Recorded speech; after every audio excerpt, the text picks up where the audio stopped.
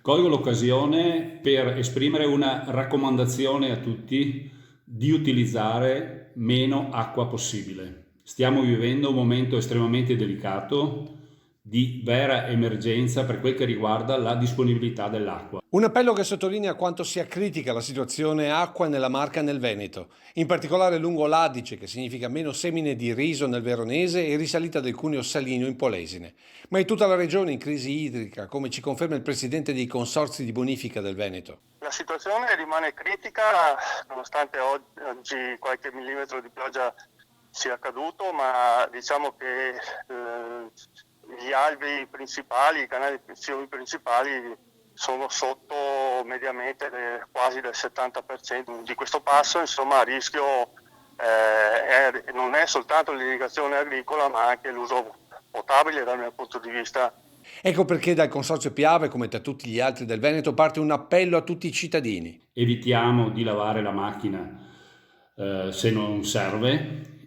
Cerchiamo di non lavare i piatti prima di metterli in lavastoviglie, perché poi ci pensa la lavastoviglie a lavarli. Cerchiamo di ridurre al massimo l'utilizzo dell'acqua sia negli orti che nei giardini, pur essendo collegati al servizio del sistema irriguo che noi abbiamo, proprio per riuscire a garantire la disponibilità d'acqua sia da un punto di vista di acqua potabile nelle falde, sia per quel che riguarda l'acqua per la produzione delle materie prime indispensabili, soprattutto in un momento come questo, per le aziende agricole, per produrre materie essenziali per la nostra vita di tutti i giorni. In regione sarebbe pronta l'ordinanza che prevede la chiusura delle fontane e il taglio del 50% della fornitura per l'irrigazione agricola, oltre ai divieti di lavaggio delle auto e di utilizzo per orti e giardini.